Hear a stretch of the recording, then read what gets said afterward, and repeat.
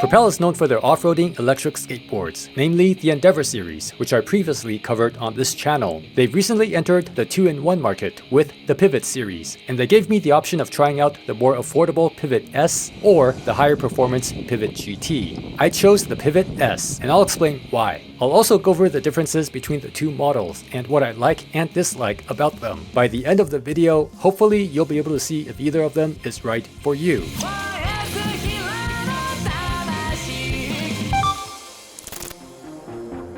Let's start this review by talking about the battery design, which is probably the Pivot's biggest unique selling point aside from the low price. Battery packs for electric skateboards are made up of individual cells connected together, usually with spot-welded nickel strips. Most of the time this is okay, but spot-weld joints in poorly assembled battery packs can break apart due to vibrations. And as you can imagine, electric skateboards receive a lot of vibrations compared to most other types of vehicles. On both the Pivot S and GT, the battery cells are instead mounted onto nickel strips fixed on a flexible circuit board, making this design free of any easily compromised spot weld joints. In addition, the cells are spaced apart for greater heat dissipation and to prevent any rubbing that can eventually lead to a short circuit. The entire pack is then protected in a plastic shell, which together with the flexible PCB help absorb vibrations before they reach the battery cells. In other words, compared to many battery pack designs, this design is less likely to break from everyday use. And boards that use this battery design typically cost at least a few $100 more than the Pivot S. The Pivot S battery is 518 watt-hours, made up of 4000 mAh Li-Shan cells in a 12S 3P arrangement. And the Pivot GT is 864 watt-hours, using 5000 mAh Samsung cells in 12S 4P. So the GT battery has about 33% more weight, but also about 67% more energy. According to Propel, using their 97mm urethane wheels, the Pivot S should give a 75kg rider about 44 kilometers of range, and for the GT, about 87 kilometers of range. I myself weigh about 75 kilograms with everything on me, and based on my previous experience on other boards, Propel's estimates sound reasonable to me. Just remember that many things affect range, so your mileage may vary. Propel calls their Pivot deck BVR, which stands for Bad Vibe Reduction. It's a carbon fiber and fiberglass composite, and according to Propel, gets an average of 15% more vibration dampening than a rigid carbon fiber deck. While I was riding it, I guess it did feel like 15% more dampening than zero dampening. I'll let you do the math. Even though I couldn't notice any dampening from the deck itself, I don't have any complaints about its comfort. I personally don't mind a stiff deck anyway, but the foam grip tape and flat platform do help make the ride easy on the feet. In my opinion though, the deck is way too wide, especially with the middle being completely flat. I found myself constantly checking my front foot's position, because I couldn't feel any concave until moving my foot way too far to the side. I might have to stick something underneath the grip tape to resolve that. To be fair, I find most decks on 2-in-1 boards to be too wide and flat, but this deck is the widest I've seen. Some of you might prefer that though. Both the Pivot S and GT use the same deck. The only difference is the color of the logo.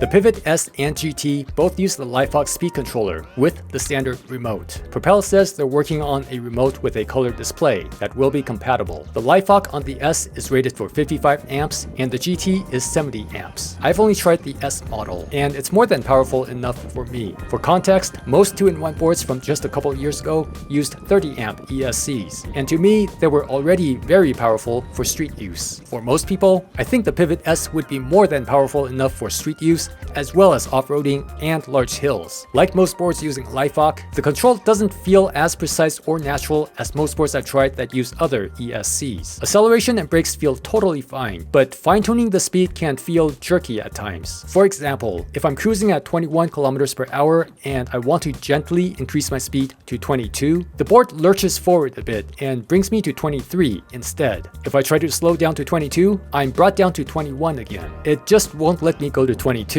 I wouldn't say that this issue is a deal breaker, but it is a uniquely LifeHawk issue that I wish they'd fix. Of course, LifeHawk does have its own benefits, like push to start and adjustable brake strength on the remote. The motors are a pair of DXW 6374, which are pretty standard today, but also very big. They allow the board to go up to 60 kilometers per hour, according to Propel. Please only attempt to hit that speed with the appropriate safety gear and road conditions. The stock wheels on the Pivot S are 97 by 52mm urethane wheels. The front wheels use the ABEC clone core pattern, and the drive wheels have the pulleys built in, as in you can't take them apart. According to Propel, this is to make things easier for first-time owners. I guess some people have trouble sticking a pulley into a wheel? In any case, they said they'll have separate pulleys and wheels in the future. On the Pivot GT, the stock wheels are these fancy-looking machined alloy wheels with 155mm pneumatic tires. They even have wheel weights attached for counterbalance. For both the S and GT, you have the option of getting both sets of wheels when you place your order. The pneumatic wheels are very nice, but I personally prefer the urethane wheels. I can't properly articulate why, I just feel more connected with the board when the smaller wheels are installed. My guess is that it has to do with the board being slightly more responsive and closer to the ground. The pneumatics are of course more comfortable and can roll over more stuff, but I definitely enjoy the 97s more. And just to be clear, this is how I feel about pneumatic and urethane wheels in general, not just Propel's wheels. The trucks are your standard Evolve clone double kingpins, but with slop stoppers. They feel pretty much like most other Eastgate double kingpin trucks. I don't really have much else to say about them. Both the Pivot S and GT have a brake light built in. A pair of 2000 lumen headlights are optional on both. Propel sent me a set, but I ended up taking them off because they kept rattling. It wasn't that noticeable with the pneumatic tires, but it was quite loud with the 97s. I did try to tighten them up, but they very quickly started to rattle again. I suggest getting them only if you'll be using pneumatic wheels. The GT comes with a pull bar that's very easy to install. If you're getting the S with the 97 wheels only, the pull bar won't be very useful for you because the motor mounts end up on the ground when you pull.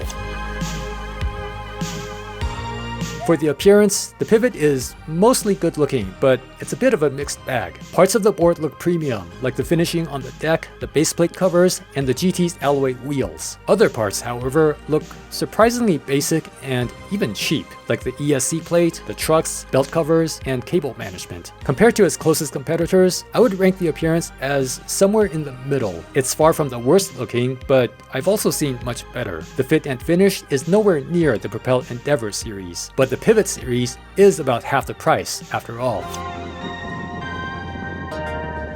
And price is likely where the Pivot S and GT stand out the most for the majority of customers, especially the Pivot S at its pre-sale price of $799. The 12S 3P battery on the S is smaller than most 2-in-1 ports batteries that you see today, but 518 watt-hours should be enough for most people, especially if sticking with the 97mm wheels. For myself, 20 kilometers would already be enough, and the Pivot S would get me about twice that range. The 50 amp power is plenty, the PCB battery is a plus for peace of mind, the brake light is a nice bonus, everything else is pretty standard for this type of board. No frills, but no giant price tag either. So basically, the Pivot S is a more affordable option for people who want an Evolve-style street board. As for the Pivot GT, it's also a great deal, especially if you care about the PCB battery and alloy wheels. But once the pre-sale price ends, there will be quite a few direct competitors to consider. Personally, I think the Pivot S is the better deal. If you'd like to get either the Pivot S or GT, use my referral link and code for an extra discount. I think it's great that Propel has offered a more affordable board with a practical level of performance, while other brands continue with their deck swinging contest in this 2-in-1 category. With that said, I'm so done with this category, and until there's some significantly noteworthy innovation, I think this is the last time I'm covering a board that weighs over 10 kilograms. Another brand recently asked me to cover the board that's 11.8 kilograms, which is coincidentally exactly the same weight as the Pivot S. I told them I'll cover it if they can make me a customized version that's under 10 kilograms. We'll see what happens.